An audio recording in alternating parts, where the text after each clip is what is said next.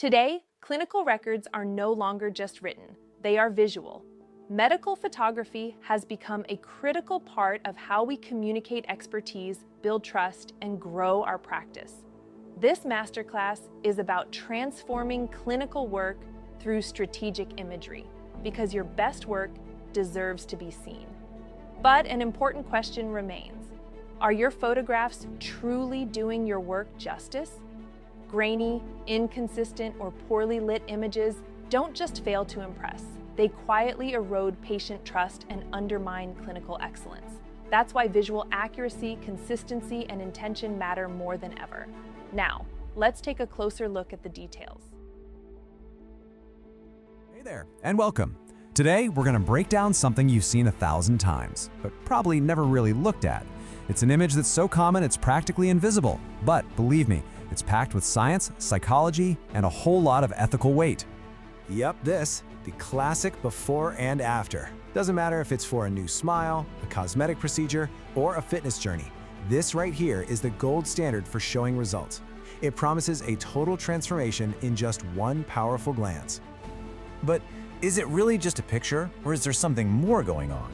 Well, we're about to peel back the layers on this seemingly simple image, and you're going to see the complex machinery that's working right under the surface. Okay, first things first. We have to stop thinking of this as just a photo. In a clinical setting, a camera isn't for taking fun snapshots. It's a precision instrument designed to capture data.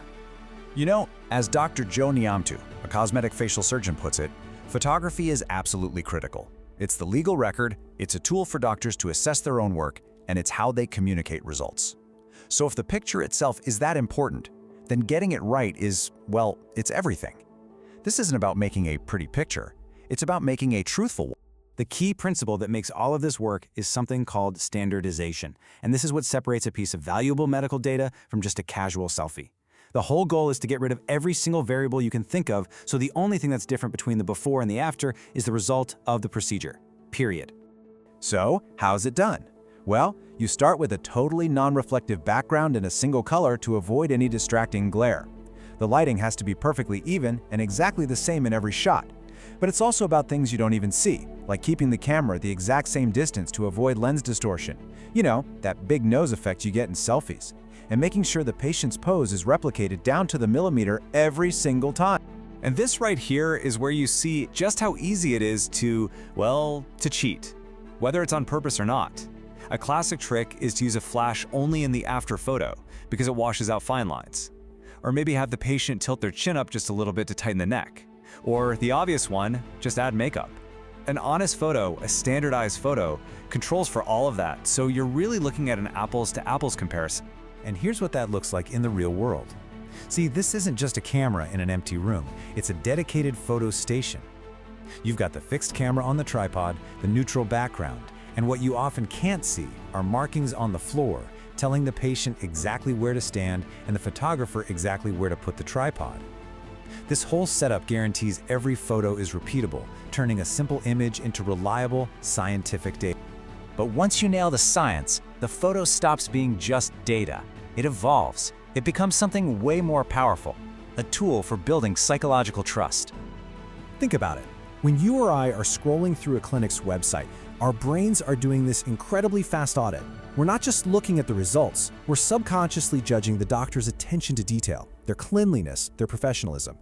This is what we call visual trust. A grainy, poorly lit photo? It just screams carelessness, which is a terrifying thought when you're talking about a surgeon. But a crisp, clean, standardized image? That signals precision. And this isn't just a feeling. It has a real measurable impact. I mean, check this out. Studies have shown that using authentic patient photos can boost patient inquiries by a massive 35% compared to using generic stock photos. Why? It's simple, really. Our brains see real photos as proof, as evidence, but we see stock photos as just ads, and we've all learned to tune those out. So what's actually going on in our minds during this split-second audit? It's like a three-step check. First, identification. Does this doctor treat people who look like me? Then, authentication. Does this result look real? Does it look honest? And finally, risk assessment. Does this clinic seem safe? Do they look professional? That photo isn't just a record of past work, it becomes a powerful promise of what they can do for you. And that brings us to the deepest and I'd argue the most important layer of this whole thing, the huge ethical responsibility that comes with taking and sharing these images. This is where a simple picture becomes a binding contract of trust. A patient's photo is protected health information. It's just as private as a lab result or a diagnosis, and getting consent to use it isn't just a simple checkbox. This decision tree here, even though it's in another language, shows the idea perfectly. How a photo can be used depends entirely on the level of permission the patient gives. So let's break that down. Tier 1, consent is for the medical record, and that's it. The photo is used for diagnosis, for planning treatment, and it never leaves the clinic's secure internal system. Tier 2 is for education, so think medical conferences or scientific papers, where the images are almost always anonymized. But Tier 3, marketing, that's the highest bar to clear. This is for public use, on a website, on social media, and it requires specific, explicit consent that can also be taken back. The patient needs to know exactly where their image is going to show up. But even with consent, you have the issue of honest presentation. And this is where things get a little alarming. One study found that a staggering 97% of the top plastic surgery posts on social media involved subtle manipulations, a slightly different camera angle, better lighting in the after, a bit of makeup. These tiny tweaks can dramatically and deceptively change how you perceive the result. And when you get right down to it, this is about way more than just false advertising. In a medical setting, a manipulated photo is a serious ethical breach. It completely shatters that foundational promise of honesty that the entire doctor-patient relationship is built on. So when we bring it all together, we see that a clinical photo isn't just one thing, it's actually three things all at once.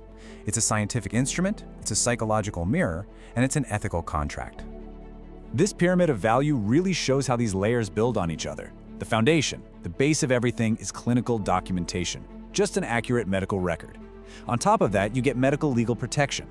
Then comes patient education, and only when those three layers are absolutely solid can you reach the top, marketing and trust. Because if the photo isn't clinically sound to begin with, its marketing value just completely falls apart. So in the end, a great before and after photo isn't really an advertisement at all. It's a testament. It's the final visible proof that a doctor is committed to scientific precision, that they understand patient psychology, and that they have unwavering ethical integrity. So I'll just leave you with this thought. The next time you scroll past one of these images, I want you to take a closer look. Are you seeing just a picture? Or are you seeing the evidence of a promise made and a promise kept?